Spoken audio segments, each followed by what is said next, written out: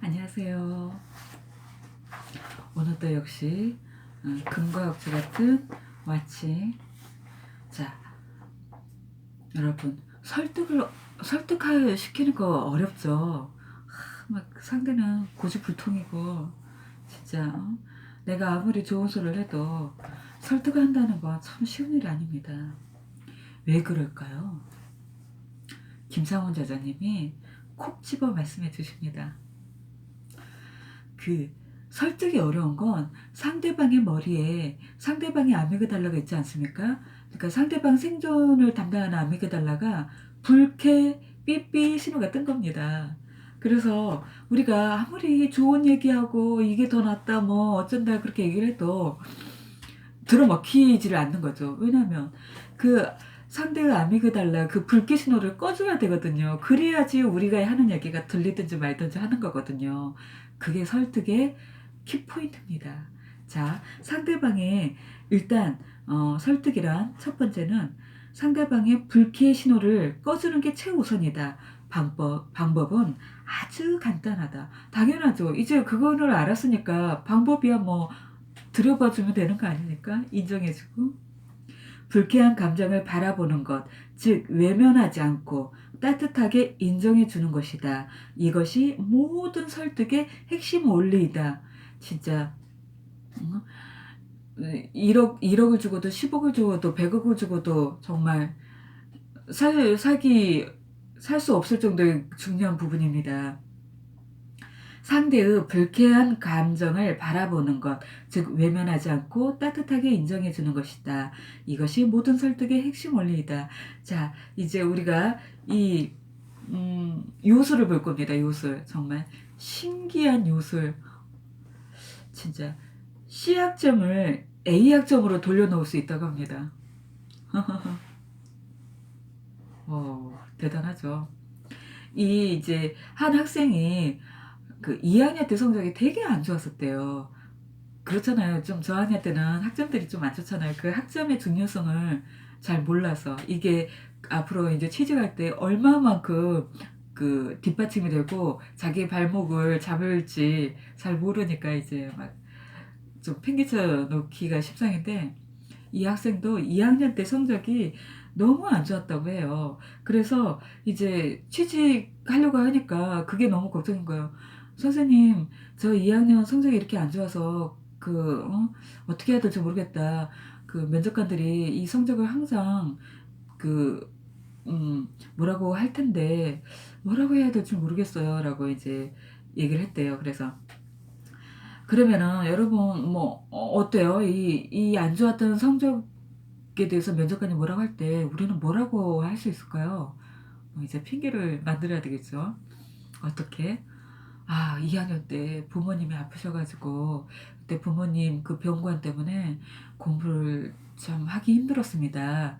그렇게 얘기를 한다든지 아니면은 제가 그때 가정 형편이 안 좋아서 학비를 벌려고 아르바이트를 많이 하다 보니까 이렇게 성적이 안 좋았습니다라고 말을 할 수 있죠. 그럴 듯은 하죠. 그죠? 근데 이게 큰 설득의 이거보다도 설득의 힘을 막강하게 낼 수 있는 정말 요술 같은 그게 뭘까요?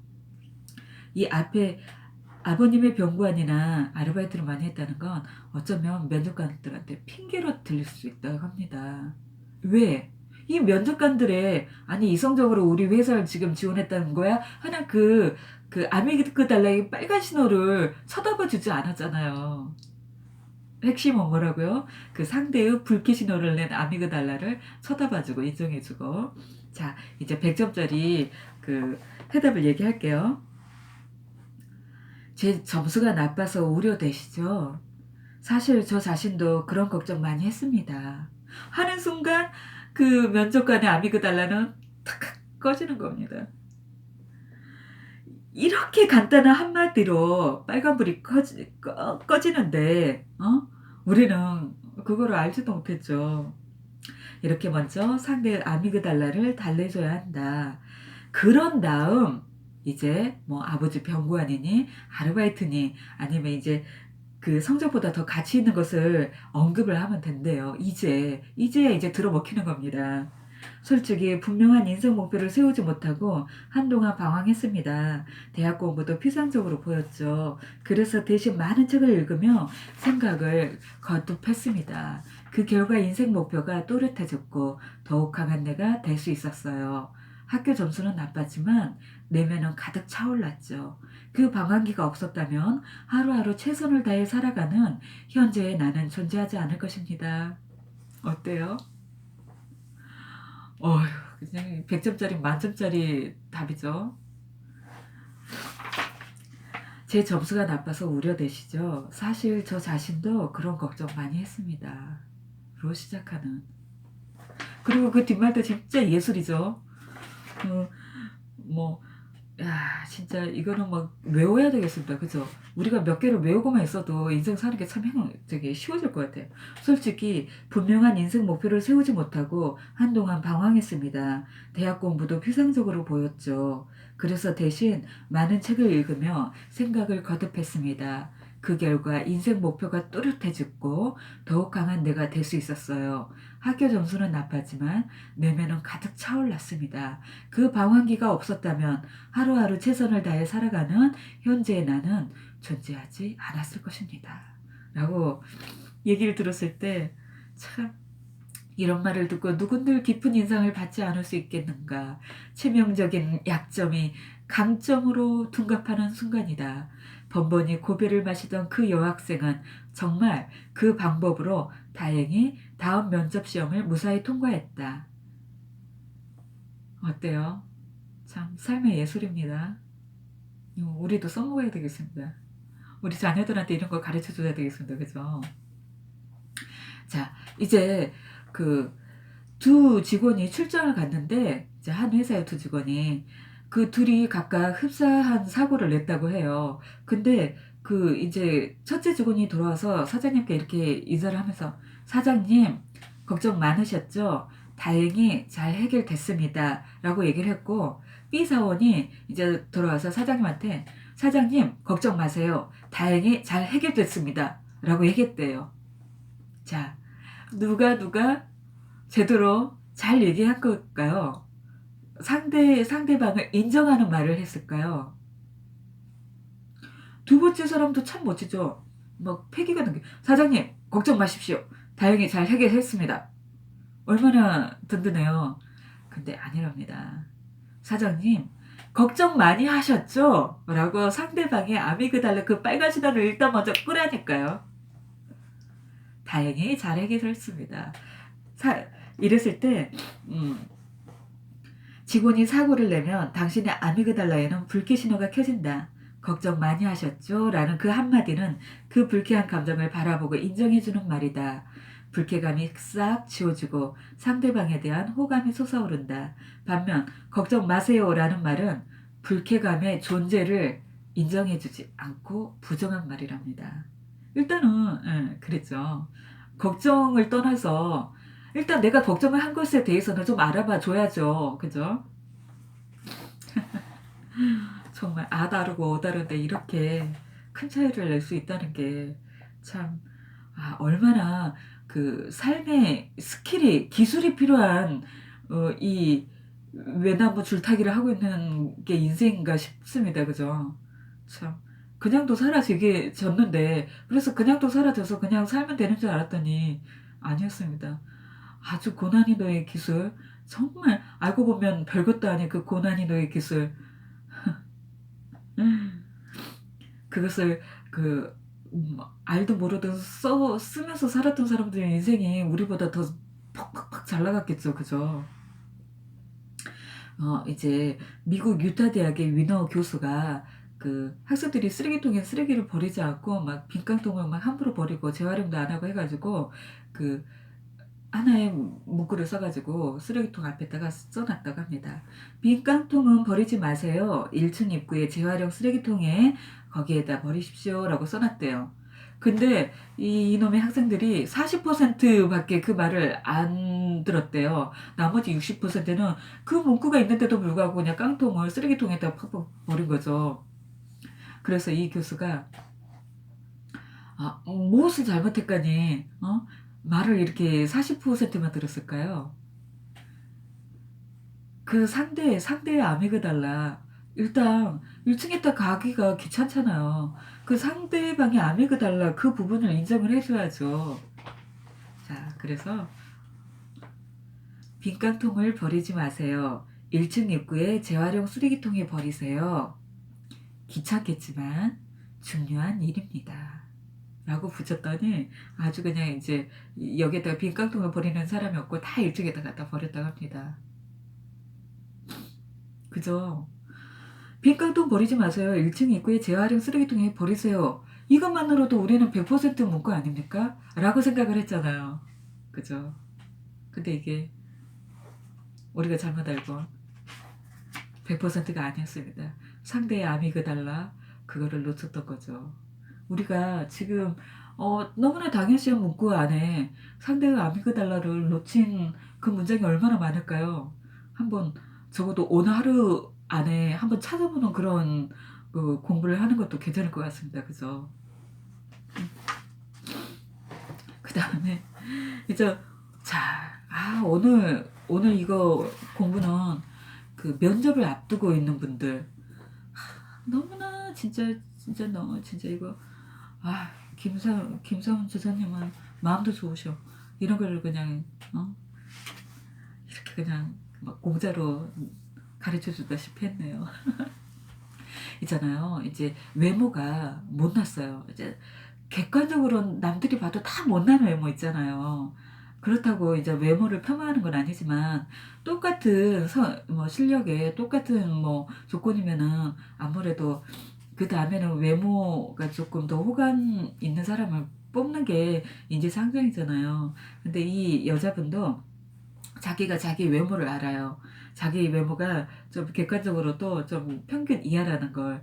그런데도 이제 면접은 봐야 되니까 이렇게 했다고 합니다. 이 여자분은 그래도 머리가 똑똑했네요. 제 인상을 보고 실망하셨죠. 저런 얼굴로 어떻게 감히 방송국에 지원하나 하고요. 첫인상은 타고난 거라 저도 어쩔 수 없었습니다. 하지만 끝인상만큼은 책임질 수 있습니다. 노력으로 할 수 있는 일, 뒷바라지가 필요한 일, 끝인상을 책임질 만한 일은 무조건 자신 있습니다. 이 여자분을 이 김사훈 제자님이 면접관으로 지켜보고 있었대요. 그래서 김사훈 제자님이 속으로 감동을 했대요. 그녀는 그 몇 마디로 면접관들의 불쾌 신호를 일거에 꺼버렸다. 그런 다음 자신의 외적인 약점을 상쇄시키고도 남는 내적인 장점을 언급했다. 이것이 약점을 장점으로 뒤바꿔 놓는 마술이다. 나중에 알고 보니 그녀는 당당히 합격했고 그리고 그 부서에서 능력을 인정받고 있다는 얘기를 들었다고 합니다. 참 이 여자분은 외모를 떠나서 마술을 부릴 줄 아는 진짜 진정한 승자입니다. 약점을 숨기려 들면 오히려 더 커 보인다. 반면 스스로 드러내면 솔직해 보일 뿐만 아니라 강점으로 둔갑시킬 수 있는 기회를 잡는 거다. 그러기 위해서 반드시 약점을 보완해주는 관련된 장점을 언급해줘야 한다라고 합니다. 우리 이제 약점을 드러내서 솔직하게 시인하고 내 약점은 이렇습니다. 할 때 대신에 반드시 붙여야 하는 게 그 약점된 그것과 관련이 된 강점을 반드시 제시를 해야 한다고 합니다. 그냥 그 약점이 되는 것과는 별 상관없는 그런 강점이 아니라 이 약점과 관련된 강점. 그게 포인트라고 합니다. 어떤 음식점에서는 이랬대요. 전용 주차장이 없을 만큼 공간이 작습니다. 하지만 작은 데서 오는 특유의 아늑함을 만끽할 수 있습니다. 라고 이렇게 써서 붙였대요. 그래서 이 광고가 아주 효과가 있었다고 해요. 근데 이제 다른데 그 약점과 관련 없이 했던 광고들도 있어요. 우리 음식점은 최고의 인테리어와 최신 냉난방 설비를 갖추고 있습니다. 하지만 전용 주차장이 없어서 주차가 불편할 수는 있습니다. 그냥 이거는 솔직한 것에서 끝났죠. 이 솔직한 약점을 관련해서 강점을 하나를 더 제시해 줬어야 하는데 그냥 자기의 약점을 시인하는 데서 끝난 거고, 여기 또 우리 음식점은 최고 인테리어와 최신 냉난방 설비를 갖추고 있습니다. 분위기도 아늑합니다. 이거는 그냥 자기 PR에서 끝났네요. 그죠? 그 전용 그 주차장이 있는지 없는지까지는 모르겠습니다. 그래서 또 어떻게 보면 첫 번째 광고는 자랑만 늘어놓아 신뢰가 가지 않는다. 그런 이제 평가도 하는가 봐요.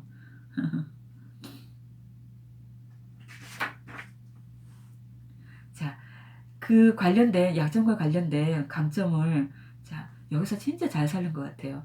첫 번째, 사실 이 신제품은 기존 제품보다 30%나 더 비쌉니다. 하지만 훨씬 빠르고 공간도 덜 차지하죠. 이게 1번이고 2번 들어보세요. 사실 이 신제품은 기존 제품보다 30%나 더 비쌉니다. 하지만 내구성과 전기 사용량을 따지면 비싼 비용을 뽑고도 남죠. 어떤 게 더 이렇게 설득력이 있어 보여요? 저도 이것만큼은 2번이 딱 설득력이 있어 보이더라고요. 약점이 30%더 비싼데 그 약점과 관련해서 강점이 아주 매력적이잖아요. 뽑고도 남는답니다. 그 30% 비싼 거를 내구성과 전기 사용량이. 이렇게 단점을 솔직하게 시인을 했으면 분명히 그 관련된 강점까지 같이 해줘야 돼야 효과가 있다는 거. 자, 이제 무경력을 경력으로 둔갑시키는 이제 마술을 합니다. 우리 어머님들 이제 자식들 키워놓고 사회에 나갈 때 그 경력이 없지 않습니까? 그 경력 없는 사람을 누가 써주려고 하겠습니까? 저라도 면접관이면 경력 있는 사람을 뽑지, 경력 없는 사람은 정말, 정말, 좀 어렵죠. 근데 이 무경력을 최고의 경력으로 둔갑시키는 마술을 부려본다고 합니다. 아, 이제 이력서를 보니까 일해본 경험이 전혀 없으시네요. 라고 이제 면접관님이 얘기하겠죠. 자, 이제 이 약점을 강점으로 둔갑시키는 자, 열쇠를 마술을 부려보겠습니다. 이제 면접관님은 그 경력이 없는 거에 대해서 아메리카 달러가 삐삐 빨간 신호들을 켰겠죠. 이거 이제 붙이면 안 된다.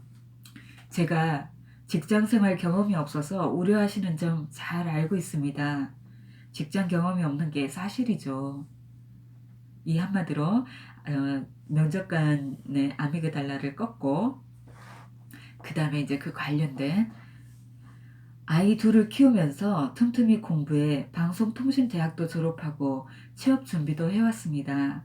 직장 경험은 없지만 아이들을 키우고 살림을 책임지면서 끈기와 열정, 사랑, 인내 등 더욱 값진 인간적 경험을 쌓았습니다. 직장 경험보다는 그렇게 얘기를 했다 합니다. 그랬을 때 이제 그 무경력이라고 해서 그냥 쉽게 제쳐둘 그런 조건은 아닌 거죠. 이 면접관의 아미그달라가 꺼지고 이제 들을 귀가 열린 거죠. 그랬을 때 이제 상대방의 이 말을 듣고 마음에 들면 이제 선택하기가 아주 더 쉬워지겠죠.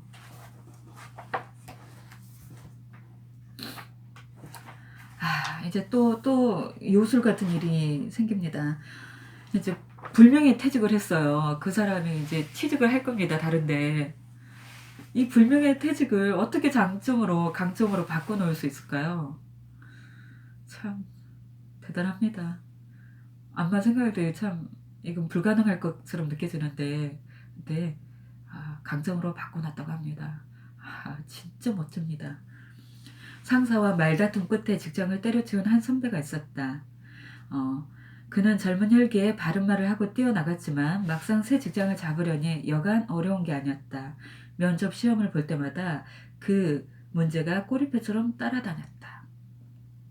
그 좋은 직장을 뚜렷한 이유도 없이 왜 그만둔 거죠? 잘린 건가요? 그 선배는 상사에 대한 반감이 아직 생생했던지라 이런 식으로 대답하곤 했다. 그 상사는 부하 직원들의 의견에 귀를 기울일 줄 몰랐습니다. 독단적이고 몹시 권위주의적이었죠. 다른 직원들도 불만이 많았습니다. 그래서 제가 참고 참다가 용기를 내서 이견을 제시했던 거였어요. 라고 얘기를 했습니다. 딱 들었을 때 뭐 별다른 하자는 없잖아요. 어 다 그럴듯하고 그렇지만 면접관은 불안하겠죠. '아 이건 권위에 대항하는 사람인가?' 빨간불이 아직 안 꺼졌죠. 뭐 이 권위에 대항하는 사람인가 이 빨간불을 꺼 줘야 되는데 그냥 자기가 정의의 사도라고만 얘기하고 또 언제든지 권위에 대항할 수 있는 사람이라고만 얘기를 했으니 이래서 그 선배는 번번이 취직에 실패를 했습니다. 그래 가지고 유학길로 올랐다고 합니다. 그랬을 때 인제 이 김성훈 저자님이 자기가 그 선배였다면 어떻게 대답을 했으면 좋았을까라고 생각을 해 봤대요. 여러분은 이 어려운 상황을 어떻게 얘기할 겁니까? 이 면접관의 아미그달라를 어떻게 꺼야 될까요? 참 어려운 일이죠.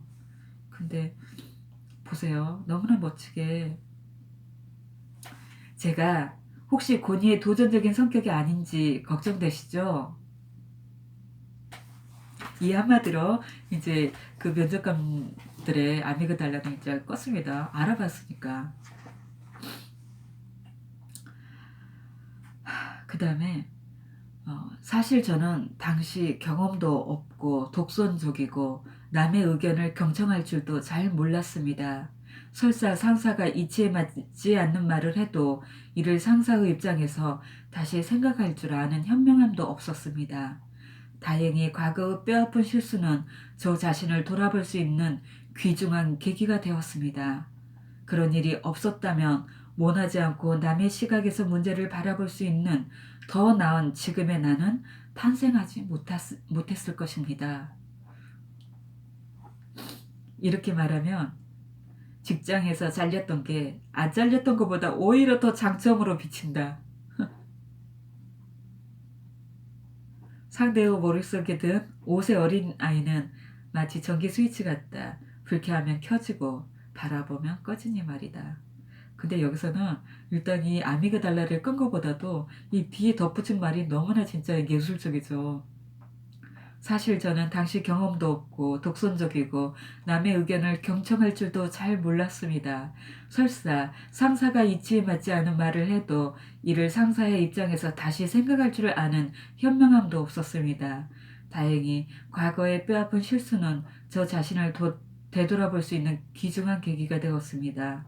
그런 일이 없었다면 원하지 않고 남의 시각에서 문제를 바라볼 수 있는 더 나은 지금의 나는 탄생하지 못했을 것입니다. 제가 혹시 고니의 도전적인 성격이 아닌지 걱정되시죠? 자, 이제 상대가 나를 좋아하도록 만드는 한마디가 있다고 합니다. 상대가 나를 좋아하도록 만드는 한마디랍니다.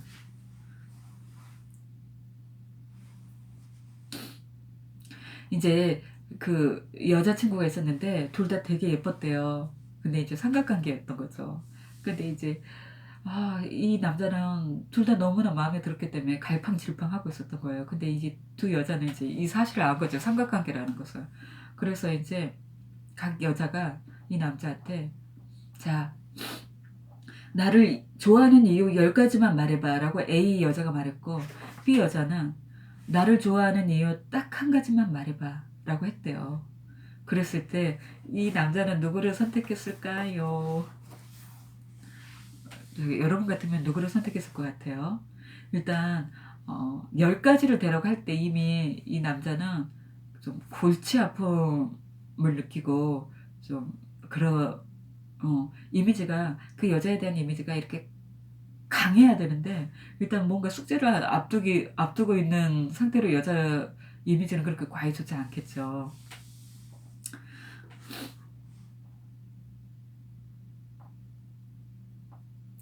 어 "나를 좋아하는 이유 딱 한 가지만 말해 봐."라고 했던 그 여자에 대해서는 정다운 인상으로 새겨졌다고 합니다. 자,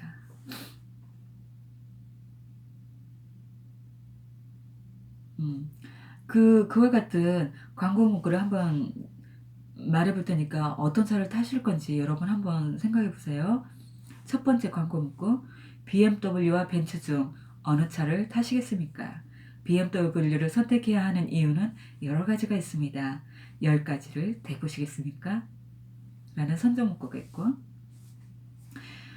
BMW와 벤츠 중 어느 차를 타시겠습니까?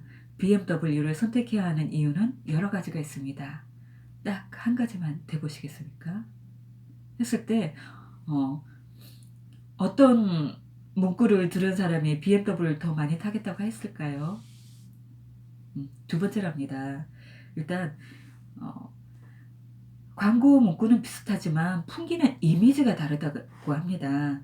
좋아하는 이유 10가지를 대보라고 하면 벌써부터 골치가 아프다는 이미지가 형성돼 버려서 아미그달라에 불쾌 신호가 들어온다고 합니다. 대신에 딱 한 가지만 대보라고 하면 정말 좋아하는 이미지가 선명하게 떠오르기 때문에 아미그달라에 유쾌 신호가 켜진다고 합니다.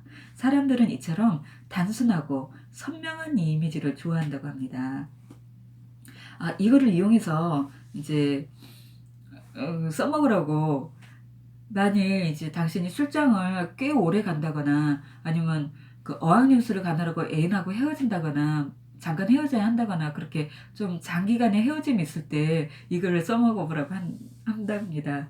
자, 나에 대해 가장 좋은 추억 딱 한 가지만 말해봐 라고 그렇게 물어봐 보래요. 그러면은 그 상대는 그 선명하고 선명한 단순하고 선명한 이미지 딱 한 가지가 남기 때문에 사람을 기다리는 데 있어서 더 강력한 힘을 발휘한다고 해요. 그래서 더 기다린다고 해요. 군대 가시는 분들 남아서 기다려야만 하는 여자친구들한테 좀 써먹어 봐야 되겠네요. 그죠? 그 다음에 이제 내 요청을 꼼짝없이 받아들이도록 하는 법. 우리 살면서 얼마나 나 혼자 힘만으로는 못 살잖아요. 너무 무거운 걸 들려고 할 때는 또 상대방의 도움을 필요로 하고, 기술적으로도 상대방의 도움을 필요로 하고, 그랬을 때 상대방의 아미그달라를 이용하라고 합니다. 상대방의 아미그달라 유쾌 부분을 탁 켜주는 겁니다. 그게 뭘까요? 도움을 청했는데 어떤 사람은 참 잘 도와주는 사람이 있는가 하면, 어떤 사람은 나도 도움을 청했는데 그냥 좀 별로 심드렁하고 참 자존심 상할 일이죠. 근데 그게 우리의 자존심 상할 일이 아니었던 거죠. 우리의 기술 부족이었던 거죠. 상대의 아미그달라를 딱 어떻게 키냐면, 야, 네가 꼭 도와줘야 돼. 너 아니면은 남들은 하지도 못하더라. 너만 할 수 있어라는 그런 그 존재를 이렇게 올려주는 겁니다. 그러면은 도와주는 확률이 높다고 합니다. 자, 이제 이것도 해보고 저것도 해보고 안 해본 게 없어요. 그런데도 안 되네요. 기댈 수 있는 건 당신밖에 없어요. 라고 이런 말을 들으면 아주 난 특별한 능력을 가진 사람이야 하고 으쓱해서 잘 도와준다고 합니다. 자, 들어오세요. 이제 시험을 앞두고 있는데 노트를 빌려야 해요. 근데 이렇게 안녕하세요. 저는 같은 수업을 듣는 학생인데요. 수업 내용을 제대로 필기하지 못했어요. 필기하자면 할 수는 있는데 왜 그런지 필기를 잘 못하겠어요. 라고 해서 빌려달라고 하는 사람이 누가? 안녕하세요. 저는 같은 수업을 듣는 학생인데요. 온 힘을 다해 수업을 따라가려 해도 영 역부족이네요. 제가 난청이 좀 심하거든요. 수업이 끝난 뒤 여러 학생들에게 필기한 내용을 물어봤지만 제대로 필기한 사람이 없었어요. 그래서 필기를 가장 잘하는 분이 누군지 물어봤더니 당신이라고 해서 감히 용기를 내 이렇게 전화를 드립니다. 라고 하는 사람과 누구한테 이 노트를 빌려주시겠습니까? 누가 상대가 아미그달라의 유쾌의 신호를 켰을까요?